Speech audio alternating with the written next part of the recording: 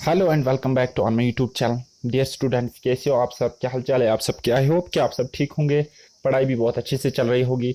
तो dear students, आज हम पढ़ने जा रहे हैं कुछ केसेस जो बनते हैं हमारे मैट्रिसेस में।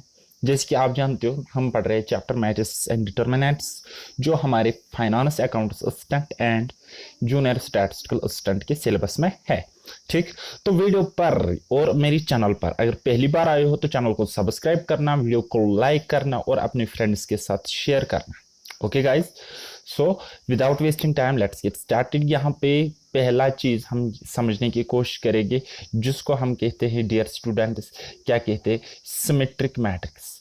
दो मैट्रिक्स तभी सिमेट्रिक होंगे जब जब सपोज आपके पास मैट्रिक्स ए है, उसका जब हम ट्रांसपोज ए ट्रांसपोज निकालेंगे तो एज इट इज जब आपको एलिमेंट्स दिखेंगे, जब आपको एज इट इज एलिमेंट्स मिलेंगे, देखो guys, root three, two two, okay, then three three, then next two minus 1.5 minus one, two minus 1.5 minus one, देन उसके बाद three minus one one, three minus one one.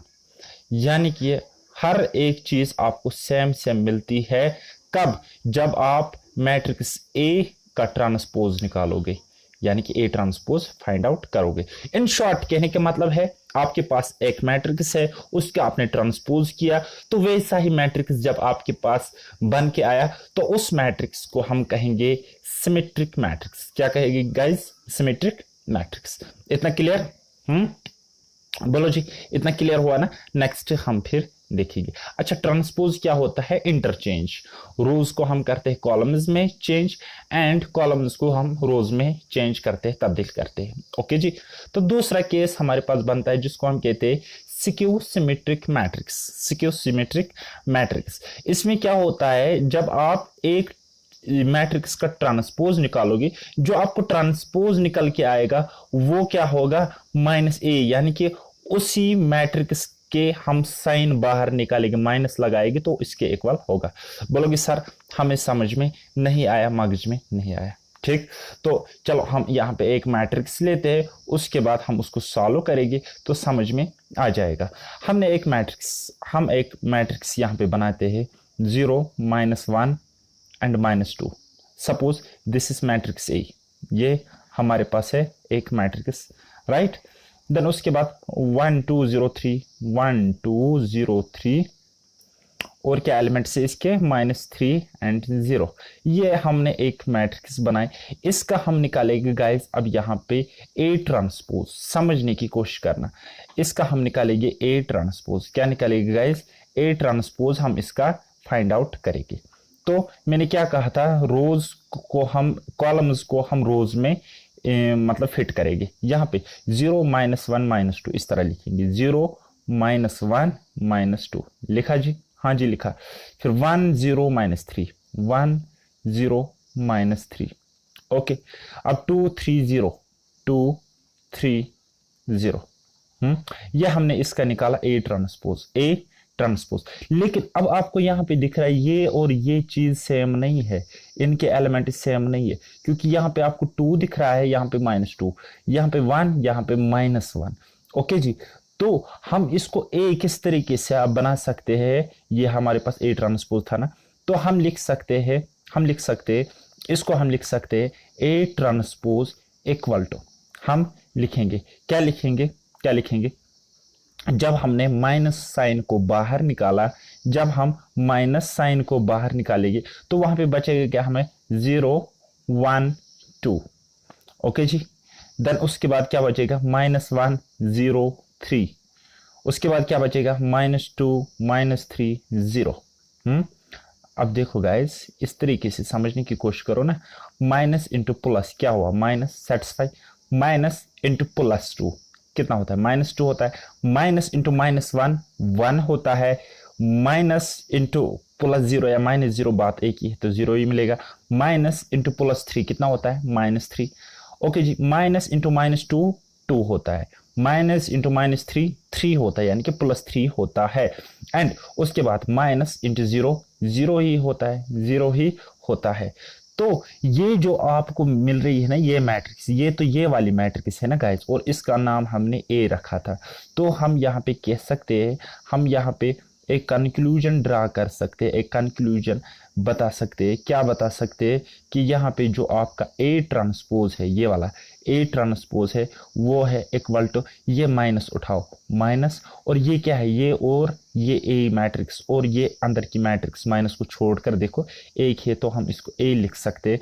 तो यानी कि इस case में क्या होता है, आपका ए ट्रांसपोज माइनस ए के इक्वल होता है, या हम कहेंगे ए ट्रांसपोज यानी कि ट्रांसपोज ऑफ मैट्रिक्स होता है माइनस और वो वाली मैट्रिक्स। समझ आई मेरी बात? अब इसी के सिमेट्रिक अगर आपको समझ में आ गई तो ये वाला खुद देख लेना, आगे मैं आपको क्वेश्चंस बहुत सारे कराऊंगा, लेकिन फिलहाल आप कंसेप्ट्स को यहाँ पे जल्दी जल्दी क्लियर करो। ओके, क्वेश्चन एक है आपके पास, कहता है ए आई जे, ये ए क्या है, ये एक एलिमेंट है, ये आई क्या है, ith row and jth column, ये मैं आपको आगे बताऊंगा, ith row and jth column. Okay, तो m क्रॉस n यानी कि m number of rows and n number of columns is a square matrix. ये स्क्वायर मैट्रिक्स होंगी, कब होंगी, when number of rows are equal to number of columns, number of columns. जब number of rows equal होंगे number of columns के, तो हम कहेंगे जो आपके पास गिवन मैट्रिक्स है वो एक स्क्वायर मैट्रिक्स है, स्क्वायर मैट्रिक्स है। ओके जी, दूसरा क्वेश्चन है, सिंपल क्वेश्चन है, matrix A and B will be inverse of each other if, कहता है मैट्रिक्स ए और बी एक दूसरे के इनवर्स होते, उल्टे होते, जब ए इंटू बी यानी कि A B equal to B A equal to I. Okay, simple सा है, तो आगे मैं ये रिपीट भी करूँगा क्वेश्चन इसमें। ओके जी, क्वेश्चन नंबर 3 थोड़ा सा समझने की कोशिश करो। कहता है if the matrix A is the both symmetric and skew symmetric, then, कहता है अगर आपके पास कोई मैट्रिक्स है वो सिमेट्रिक भी है सिक्यू सिमेट्रिक भी है। सिमेट्रिक कब होगी, जब मैंने आपको बोला था ए इक्वल होगा ए ट्रांसपोज के। सिक्यू सिमेट्रिक कब होगी, जब आपको, या हम कह सकते सिमेट्रिक तब होगी जब ट्रांसपोज ए ट्रांसपोज होगा इक्वल टू ए, और ए ट्रांसपोज सिक्यू सिमेट्रिक तब होगी जब ए ट्रांसपोज होगा माइनस ए के इक्वल। बताओ, मैंने ये दोनों कॉन्सेप्ट्स आपको बोले ना अभी, दोनों क्वेश्चन है, दोनों कॉन्सेप्ट है, यानी कि हमें ये कहता है, इसके कहने का मतलब है यहाँ ए ट्रांसपोज ए के इक्वल भी है, ए ट्रांसपोज माइनस ए के इक्वल भी है। तो जो मैट्रिक्स होगी ये सिर्फ और सिर्फ तभी पॉसिबल है जब आपके पास एक जीरो मैट्रिक्स होंगी, जब आपको पास जीरो मैट्रिक्स होंगी, तो उसी केस में ये पॉसिबल है। क्योंकि matrix which is positive as well is negative, क्योंकि ये मैट्रिक्स पॉजिटिव भी होती है नेगेटिव भी होती है, तो प्लस ए भी मिलेगा वहां पे, माइनस ए भी मिलेगा ट्रांसपोज करके। आई बात समझ? अगर नहीं आई तो एक मैट्रिक्स ले लो 0 0 0 0। अब इसका ये है आपके पास मैट्रिक्स ए, इसका ए ट्रांसपोज निकालो, ठीक, इसका ए ट्रांसपोज निकालो और नेगेटिव साइन बाहर निकाल के आपको मैट्रिक्स एज इट इज मिलेगा। तो कोई मतलब कंफ्यूजन वाली बात नहीं है, आप समझ आओगे। ओके जी, ये है हमारा आज का मेन, जिसको हम कहते हैं डिटर्मिनेंट्स। ये हमें पढ़ना है और मैक्सिमम एक लेक्चर और आ जाएगा इस चैप्टर पर बेस्ड, उसके बाद हम क्वेश्चंस देख लेंगे, कर लेंगे, जैसे कि आपको पता है। ओके जी, डिटर्मिनेंट होता क्या है इसको समझने की कोशिश करेंगे पहले। तो एवरी स्क्वायर मैट्रिक्स, यहाँ पे याद रखना, खाली सिर्फ और सिर्फ हम स्क्वायर मैट्रिक्स का डिटर्मिनेंट फाइंड आउट कर सकते हैं। स्क्वायर मैट्रिक्स बोले तो नंबर ऑफ रोज होते हैं बराबर नंबर ऑफ कॉलम्स। ओके जी, तो we can associate a number called determinant, हम एक नंबर फाइंड आउट करते हैं जिसको हम डिटर्मिनेंट कहते हैं, लेकिन ये हम सिर्फ और सिर्फ किसका निकालते हैं, ये हम सिर्फ और सिर्फ किसका निकालते हैं, स्क्वायर मैट्रिक्स का निकाल सकते हैं। अच्छा, आपके पास अगर ये ए एक मैट्रिक्स है तो इसका डिटर्मिनेंट जो होगा, जो इसका डिटर्मिनेंट होगा वो हम कुछ इस तरीके से बंद करते हैं, मॉड में बंद करते हैं, तो इसको हम डिटर्मिनेंट ऑफ ए कहते हैं। ठीक ठीक, या कुछ इस तरीके से भी हम निकालते हैं जिसको हम डेल्टा कहते हैं। क्या कहते हैं गाइस? डेल्टा कहते हैं। और ये डेल्टा क्या हमें दिखाता है? डिटर्मिनेंट दिखाता है। ओके जी, और जब हम किसी मैट्रिक्स का डिटर्मिनेंट निकालते हैं तो हम उसको इस तरीके से ना लिखकर न लिखकर बाद में डिटर्मिनेंट फाइंड आउट करके इस तरीके से लिखते हैं, या पहले से इस तरीके से लिखकर हम उसको सॉल्व करते हैं। ओके, अच्छा, एक सिंपल सा कंसेप्ट है। अगर आपके पास 2 क्रॉस 2 एक स्क्वायर मैट्रिक्स है, तो उसका डिटर्मिनेंट हम किस तरीके से फाइंड आउट करेंगे। सपोज आपके पास एक मैट्रिक्स है, क्या है आपके पास एक मैट्रिक्स है, चलो कुछ वैल्यू क्वेश्चन नहीं देखते, 2 4 -1 2, 2 4 -1 2। ओके जी, ये आपके पास मैट्रिक्स है, ये है ना आपके पास मैट्रिक्स। तो इसका डिटर्मिनेंट किसके बराबर होगा, इसका डिटर्मिनेंट किसके बराबर होगा। देखो गाइस, क्या करना है, इसका जो डिटर्मिनेंट है, जो इसका डिटर्मिनेंट है, यानी कि डिटर्मिनेंट ऑफ ए इक्वल होगा, किसके इक्वल होगा, इन दोनों का मल्टीप्लिकेशन। ठीक, तो 2 × 2, इन दोनों का मल्टीप्लिकेशन माइनस, अब इन दोनों का मल्टीप्लिकेशन क्रॉस में, यानी कि -1 × 4। तो जब आप डिटर्मिनेंट ऑफ ए निकालोगे तो वो आपको कितना मिलेगा, यहाँ पे -1 है, मैं क्या लिखता हूँ यार, -1 यहाँ पे। हाँ जी, तो 2 × 2 कितना होता है 4, माइनस -1 × 4 क्या होता है, वो -4 ही होता है। तो जो आपका डिटर्मिनेंट होगा, इट विल बिकम कितना, 4 + 4 = 8। ये आपका डिटर्मिनेंट मिल जाएगा यहाँ पे। तो this is the very simple way कि किस तरीके से आप 2 क्रॉस 2, जो यहाँ पे m क्रॉस n यानी कि 2 क्रॉस 2 एक स्क्वायर मैट्रिक्स था, इसका हमने क्या निकाला, डिटर्मिनेंट फाइंड आउट किया। ओके जी, इसका हमने डिटर्मिनेंट फाइंड आउट किया।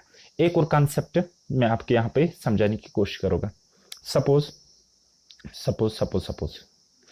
मैंने एक मैट्रिक्स बनाया 2 3 4 1 2 3, ये मैंने, तो हम एक एक एलिमेंट को देखेंगे, हम एक एक एलिमेंट को हम दिखाते हैं ए से। ठीक, तो ये हो गया रो, यानी कि ith row and jth column, इस तरीके से हम दिखाएंगे हम अब एक एक एलिमेंट को। तो इस 2 को उठाओ, इस 2 को देखो, ये क्या है, ये 2 है, यानी कि ए की जगह हम 2 लिख सकते हैं। और पहली रो में है ना, तो पहली रो और पहली कॉलम है तो फर्स्ट कॉलम 2 1 1।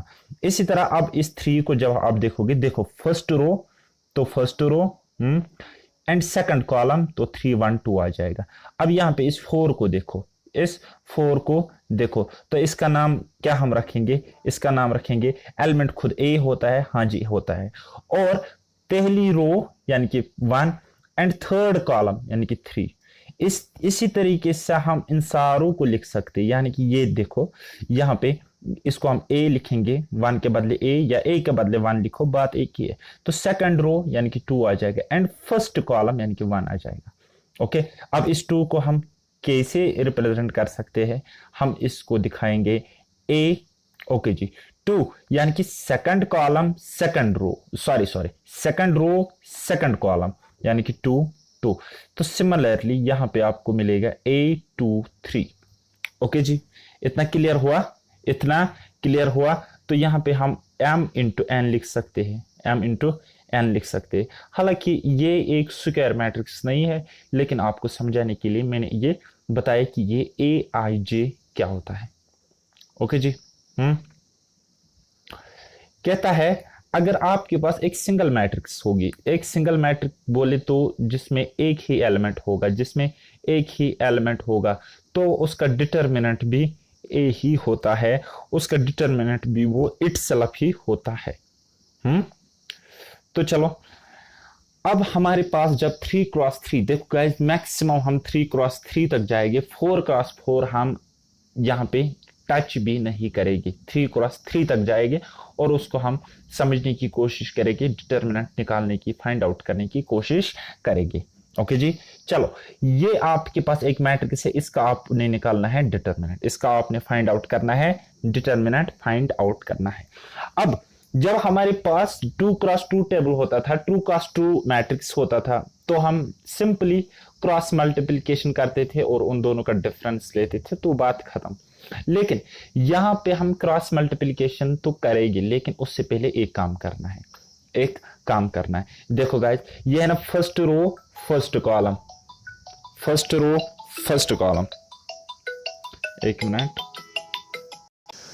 तो हम इसमें लेते हैं first row and first column, first row first column. तो फंस गया कौन यहाँ पे, वन फंस गया है ना, फर्स्ट रो फर्स्ट कॉलम फंस गया, जी हाँ, तो वन को लिखो यहाँ पे। और उसके बाद डिटर्मिनेंट आपको यहाँ पे चार एलिमेंट्स, कौन चार एलिमेंट्स लेने हैं, एक दो तीन चार, ये चार एलिमेंट्स लेने हैं, ठीक। यानी कि इस रो और इस कॉलम को भूल जाना है। आई बात समझ? अच्छा अच्छा अच्छा जी। देन उसके बाद आगे बढ़ो, आगे कहानी स्टार्ट। तो माइनस यहाँ पे आएगा। देखो ये एक ट्रिक याद रखना, एक ट्रिक याद रखना, पहले कुछ एलिमेंट आएगा, सपोज एक्स एलिमेंट आएगा, देन वो कुछ आएगा, फिर नेक्स्ट माइनस आएगा, पहले माइनस आएगा, फिर प्लस आएगा, फिर माइनस आएगा, इसी तरह ये आगे बढ़ता जाएगा। यहाँ पे माइनस, फिर यहाँ पे प्लस, तो आगे माइनस, फिर plus, minus plus, minus plus, इसी तरह ये आगे तक जाएगा, ठीक। तो इसको समझने की कोशिश करो। फिलहाल हमने यहां तक सीख लिया कि क्या हुआ, देन आगे हम बढ़ेंगे। यहाँ पे माइनस आ गया, आया माइनस, हाँ जी आ गया, बिल्कुल। अब first row second column, first row second column फंस गया, कौन फंस गया बेचारा, टू फंस गया, तो लिखो यहाँ पे, लिख लिया बिल्कुल। और यहाँ पे एलिमेंट्स कौन, अब इस रो को इस कॉलम को भूल जाओ। अब यहाँ पे एक दो तीन चार एलिमेंट्स एज इट इज लिखो, -1 0 4 0 लिखा, हाँ जी लिखा, बिल्कुल लिखा। उसके बाद हम यहाँ पे आ जाएगी, यहाँ पे मतलब first row third column, first row third column, इसको कहते हैं along the row. Determinant find out करना, ऑपरेशन करना अलोंग द रो, ठीक। तो यहाँ पे 4 फंस गया, हाँ जी, और यहाँ पे प्लस, ओके जी। अब इसको भूल जाओ, इसको भूल जाओ, इन चारों को लिखो, लिखा, हाँ जी लिखा, -1 3 4 1। बस इतना आपने किया तो डिटर्मिनेंट निकल गया, बस निकल गया। देखो कैसे कैसे मैं आपको समझाऊंगा। ये 1 लिखा, ये बीच में है इंटू 1 इंटू, तो यहां पे मैंने क्या किया, क्रॉस मल्टीप्लीकेशन करना है और माइनस करना। 3 इंटू 0 0, माइनस 1 इंटू 0 0, तो यहां पे 0 ही आ जाएगा, यहां पे 0 ही आ जाएगा। और उसके बाद ये माइनस, ये 2 यहां पे आ गया। देन उसके बाद -1 इंटू 0 कितना होता है, -1, -1। और उसके बाद 4 इंटू 0 कितना होता है, 0 ही होता है, सॉरी ये 0 ही आ जाएगा यहाँ पे, हाँ तो यहाँ पे लिखा है, हाँ देखो -1 इंटू 0 होता है 0, 4 इंटू 0 होता है 0, तो यहाँ पे 0 ही आ गया, इसके बदले 0 आ गया यहाँ पे। देन उसके बाद प्लस यहाँ पे, ये 4 यहाँ पे दिख रहा है आपको। देन उसके बाद -1 इंटू 1 कितना होता है, -1 ही होएगा। -4 इंटू 3 कितना होता है, 12 ही होगा, 12 होगा। अब इसको जब आप सॉल्व करोगे, इतना आपको आना चाहिए, 1 इंटू 0 0, 2 इंटू 0 0, तो यहां पे भूल जाओ इसको जल्दी जल्दी करने के चक्कर में। तो उसके बाद -1 -12 कितना होता है, -13, 4 इंटू -13 कितना होता है, -52 will be the determinant, okay. तो -52 आपका डिटर्मिनेंट निकल के आ गया। सिंपल सा कंसेप्ट था, बस इसको समझने की जरूरत है और 2-3 क्वेश्चन ट्राई करने की जरूरत है, ठीक है। तो 2-3 क्वेश्चन आप बनाओगे, देन उसके बाद याद रहेगा, आई एम श्योर, ओके जी। अच्छा यहाँ पे आपको एक डाउट आता है, क्या सर ये जरूरी है कि हम यही रो उठाएंगे और उसके बाद ये करके एक एक कॉलम उठाएंगे? नहीं, बिल्कुल इंपॉर्टेंट नहीं है, क्योंकि आप इस रो के अलॉन्ग भी कर सकते हो, इसके अलॉन्ग भी कर सकते हो, लेकिन आपको कॉलम्स इसी तरीके से लेने हैं और डिटर्मिनेंट हमेशा आपको वही मिलेगा जो अभी हमने निकाला है, ठीक। तो वैसे आप इस क्वेश्चन को अटेम्प्ट करना, आप समझ जाओगे। अब कुछ क्वेश्चन है, कुछ कंसेप्ट्स है, कुछ प्रॉपर्टीज है, बेसिक सी प्रॉपर्टीज है। हो सकता है JK-SSB हमारे एग्जाम में क्या इन प्रॉपर्टीज पर बेस्ड डायरेक्ट क्वेश्चन पूछे। देखो गाइस, दो तरीके हैं। अगर प्रॉपर्टी पर क्वेश्चन आता है, या तो आप इस बेसिक वाले मेथड से क्वेश्चन को अटेम्प्ट करो, हो सकता है थोड़ा टाइम लग जाएगा लेकिन क्वेश्चन अटेम्प्ट होगा, लेकिन प्रोवाइडेड कि आपकी कैलकुलेशन अच्छी होनी चाहिए और आप उस वक्त टेंशन फ्री, स्ट्रेस फ्री होने चाहिए, होगी एक बात, क्योंकि तभी आप क्वेश्चन को अच्छे से अटेम्प्ट कर पाओगे विदाउट प्रेशर। दूसरी बात, अगर आपको डायरेक्ट प्रॉपर्टी पता है तो आप क्वेश्चन को देखते ही सॉल्व करोगे, तो ये होगी दूसरी बात, दो तरीके।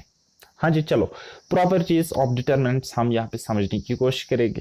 कहता है the value of a determinant remains unchanged if its rows and columns are interchanged. कहता है कहता है कहता है डिटर्मिनेंट हमेशा अनचेंज्ड रहता है अगर हम उनके रोज एंड कॉलम्स को इंटरचेंज करेंगे। देखो guys, rows and columns interchange करने का मतलब है सिंपली जब हम रोज को इंटरचेंज करेंगे या कॉलम्स को इंटरचेंज करेंगे एक दूसरे के साथ। Are you getting my point? यहाँ पे अगर आप देखोगे, यहाँ पे डिटर्मिनेंट मैंने इस मैट्रिक्स का निकाला है, यहाँ पे 2 3 -3 5। ओके, तो यहाँ पे मैंने इंटरचेंज किया 2 -3 5 इस तरीके से लिखा है। ओके, इस तरीके से मैंने लिखा है। तो क्या किया है मैंने, इनको मैंने रो को मैंने कॉलम बनाया है, रो को मैंने कॉलम बनाया है यहाँ पे देखो। फिर यहाँ पे दूसरी कॉलम क्या है 604, लेकिन ये क्या थी, ये यहाँ पे दूसरी रो थी 604। आई बात समझ? यानी कि रो को मैंने कॉलम में इंटरचेंज किया या कॉलम को मैंने रो में इंटरचेंज किया। जब आप ऐसा करोगे तो जो डिटर्मिनेंट होता है वो अनचेंज्ड रहता है, यानी कि वो चेंज नहीं होता है। ठीक, तो आप इसका डिटर्मिनेंट निकालो तो वही मिलेगा। अगर x यहां पे मिलेगा डिटर्मिनेंट आपको, तो वही x आपको यहां पर भी मिलेगा जब आपने रोज को कॉलम्स में इंटरचेंज किया। बात आई समझ? बाकी डिटर्मिनेंट किस तरीके से फाइंड आउट करना है वो मैंने आपको जस्ट भी बताया।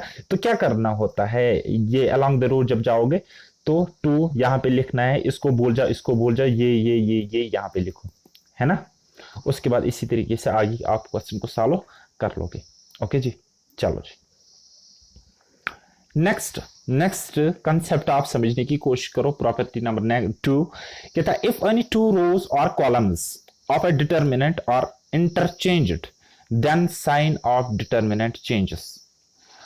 कहता है अगर हम कोई भी दो रोज या कॉलम्स को चेंज करेंगे, इंटरचेंज करेंगे, तो जो साइन होता है डिटर्मिनेंट का वो चेंज हो जाता है। वो क्या हो जाता है, चेंज हो जाता है। यहां पे समझने की कोशिश करो। 2 -3 5, 2 -3 5। उसके बाद क्या है, यहां पे जो आपको थर्ड रो थी, सॉरी, यहां पे आपको सेकंड रो ये थी और इसका डिटर्मिनेंट हमें क्या निकला था -28, और इसको मैंने यहां पे थर्ड रो बनाया। फिर से समझाता हूं। फर्स्ट रो क्या है 2 3 -5, 2 -3 5। सेकंड रो क्या है 604, लेकिन यहां पे सेकंड रो क्या है 153। यहां पे थर्ड रो क्या थी 15 -7, यहां पे सेकंड रो है 15 -7, और थर्ड रो है जो कि हमारे पास सेकंड रो थी यहां पे, यानी कि 604।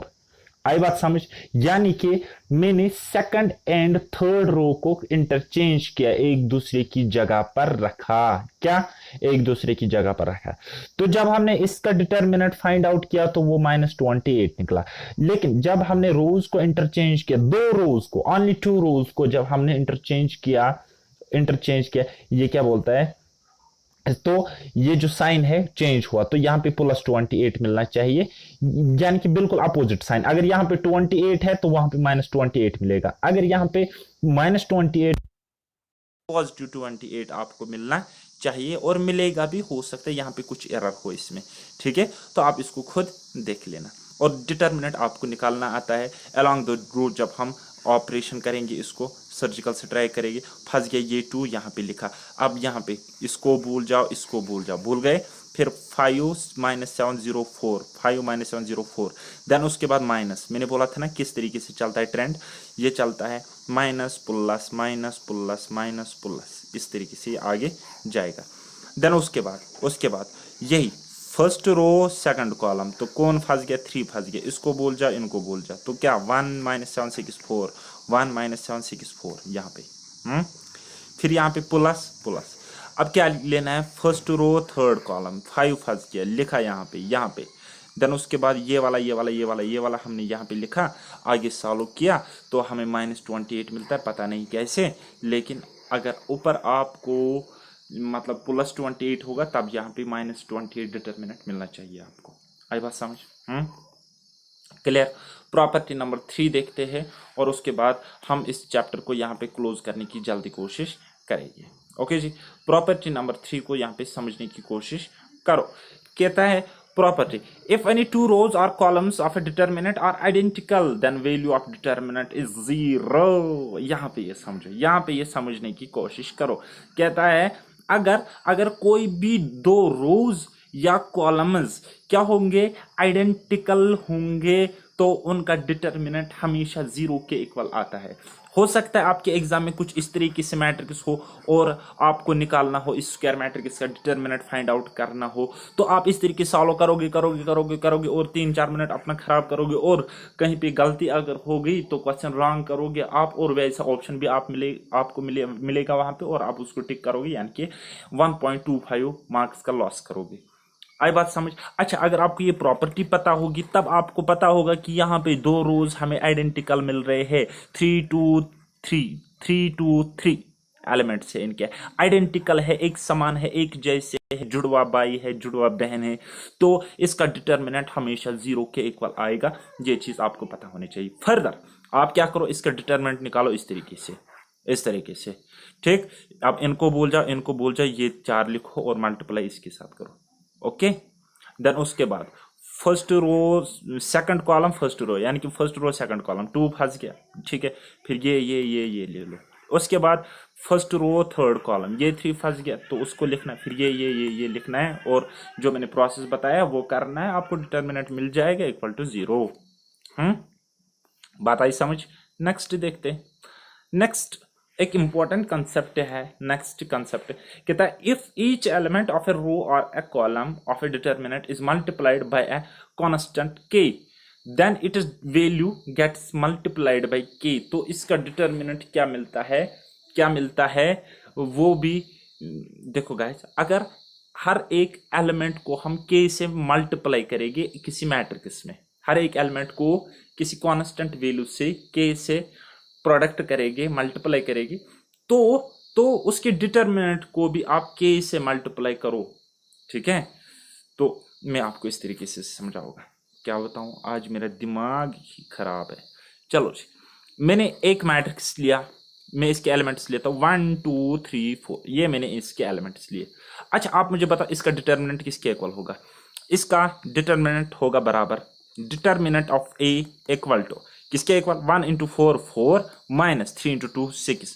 तो कितना आ जाएगा डिटर्मिनेंट इसका डिटर्मिनेंट आ जाएगा 4 - 6 यानी कि -2। ये आपको मिला ना डिटर्मिनेंट, ये आपको मिला डिटर्मिनेंट ऑफ ए। ओके जी, अब कहता है जो ये मैट्रिक्स है आपके पास, इसको मैंने किसी के से किसी कांस्टेंट वैल्यू से मैंने इसको मल्टीप्लाई किया, तो मैंने यहाँ पे सपोज 2 से इनको मल्टीप्लाई किया। कहता है फिर आप इसको भी 2 से मल्टीप्लाई करो, तब ये बात सेटिस्फाई हो जाएगी, तब बात बन जाएगी।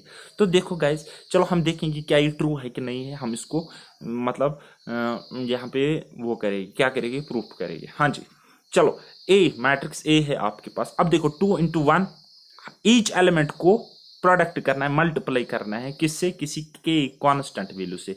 सो 2 1s are 2, देन 2 × 2 कितना होता है, 4 होता है, देन 2 × 3 कितना होता है, 6 होता है, देन 2 × 4 कितना होता है, 8 होता है।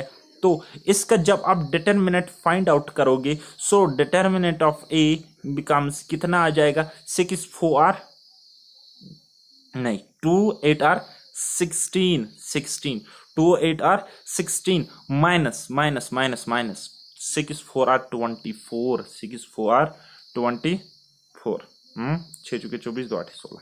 हाँ जी, तो डिटर्मिनेंट ऑफ ए कितना मिलता है, वो हमें कितना मिल जाएगा, -8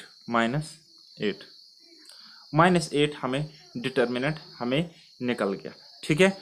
तो ये कब निकल गया, ये हमें कब मिला? अब देखो गाइज, यहाँ पे आप बोलोगे, यहाँ पे जब हमने k से मल्टीप्लाई किया तो बात बनी इतनी, क्या -4, लेकिन यहाँ तो आपको -8, तो यहाँ पे तो कुछ उल्टा हुआ सर।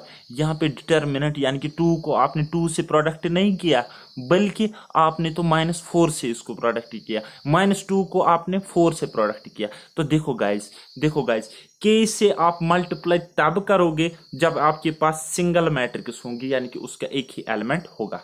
ठीक, तो अगर आपके पास 2 क्रॉस 2 मैट्रिक्स है ना, तो आपको क्या करना है, के स्क्वायर से मल्टीप्लाई करना पड़ेगा। अगर आपके पास 3 क्रॉस 3 मैट्रिक्स है तो आपको के क्यूब से मल्टीप्लाई करना पड़ेगा डिटर्मिनेंट को। आई बात समझ? अगर समझ नहीं आता है तो बहुत बदकिस्मती की बात है, तो फिर से समझने की कोशिश करो। फिर देखो गाइस, जब आपके पास सपोज ये एक सिंगल मैट्रिक्स है ए, ठीक, और इसका डिटर्मिनेंट भी क्या आ जाएगा, और इसका डिटर्मिनेंट भी 8 ही आ जाएगा। और अगर हम इसको किसी कांस्टेंट के वैल्यू से मल्टीप्लाई करेंगे 2 8 और 16, तो इसको भी 2 से मल्टीप्लाई करना पड़ेगा, तब आपको ये जो डिटर्मिनेंट 16 था यहाँ पे मिल जाएगा। आई बात समझ? अच्छा, 2 के केस में क्या करना है, 1 2 1 2। सपोज ये आपके पास मैट्रिक्स थी, ये तो मैंने आइडेंटिकल बताया, इसका डिटर्मिनेंट तो 0 होगा, सॉरी 1 2 2 1। ओके जी, तो इसका जब आप डिटर्मिनेंट फाइंड आउट करोगे वो आपको मिल जाएगा 1 × 1 1 -4, यानी कि आपको मिलेगा -3। ओके, तो अगर आप इसको किसी के वैल्यू से मल्टीप्लाई करोगे ना, तो इसको आपको करना है के स्क्वायर से मल्टीप्लाई। सपोज मैंने के की वैल्यू यहाँ पे रखी 2, ठीक है, तो आपको मैट्रिक्स मिल जाएगी 2 1 r 2 2 2 r 4 2 2 r 4 2 2 r 4 2 1 r 2। तो इसका डिटर्मिनेंट अगर आप निकालोगे ना, तो इसका आप अगर यहाँ पे डिटर्मिनेंट फाइंड आउट करोगे तो वो आपको मिल जाएगा 2 2 r 4 -4 4 r 16। सो 4 - 16 कितना होता है, 4 - 16 -12 होता है। ये होता है गाइस क्या, डिटर्मिनेंट ऑफ ए। तो determinant of A when each element multiplied by k, here k is 2। तो देखो गाइज, ये 12 आपको तभी मिला जब आपने 4 से मल्टीप्लाई किया। अब इस 12 को आप इस तरीके से लिखो ना, -3 × 4 × 4। अब ये 4 कहां से आ गया, दिस इज नथिंग बट 2 का स्क्वायर। अब ये 2 स्क्वायर क्या है, ये है कुछ नहीं, ये के स्क्वायर है, और ये के क्या है, वो ये वाला है। आई बात समझ? 2 × 2 मैट्रिक्स में आपको के स्क्वायर से प्रोडक्ट देना पड़ता है, किसको, डिटर्मिनेंट को। ठीक, अगर आप के से प्रोडक्ट देते हो, के से मल्टीप्लाई करते हो ईच एलिमेंट को, in case of 2 × 2 matrix, then you have to multiply determinant with K square. Okay, clear, got it? तो ये वाले एग्जाम्पल्स आप देख लेना, सिंपल से क्वेश्चन है, आपको समझ में आ जाएगा, ऐसा कोई इश्यू नहीं है। ओके, तो ये वाला क्वेश्चन देख लेना। तो कल मैं आपको थोड़ा सा बताऊंगा कि हम किस तरीके से फाइंड आउट करते हैं एरिया ऑफ अ ट्रायंगल, हम किस तरीके से फाइंड आउट करते हैं बाय यूजिंग रूल डिटर्मिनेंट वाला। ओके, किसी मैट्रिक्स का। तो देखो गाइज, अगर आपके पास ये अभी थोड़ा सा देख लो इसको, ये यहाँ पे कुछ पॉइंट्स है ट्रायंगल के, सपोज वर्टिसेस है, तो आपको उसका ट्रायंगल का एरिया निकालना है। तो एरिया क्या होगा, डेल्टा इक्वल टू 1/2, और ये जो मैट्रिक्स मैंने बताई ना 3 8, देखो गाइज 3 -4 5, यहाँ पे 3 -4 5, देन उसके बाद 8 2 1 राइट। और ये 1 1 1 क्या है, ये कांस्टेंट वैल्यू आपको लेना ही पड़ता है। ओके जी, और उसके बाद आप क्या करोगे, इसका डिटर्मिनेंट फाइंड आउट करोगे। देखो गाइज, ये हो गई फर्स्ट रो और ये हो गई फर्स्ट कॉलम, ये 3 यहाँ पे आ गया, ये 1/2 बाहरी, 3 यहाँ पे आ गया। अब इनको भूल जाओ, तो 2 1 1 2 यहाँ पे लिखो, उसको सॉल्व करो तो इस तरीके से मिलेगा।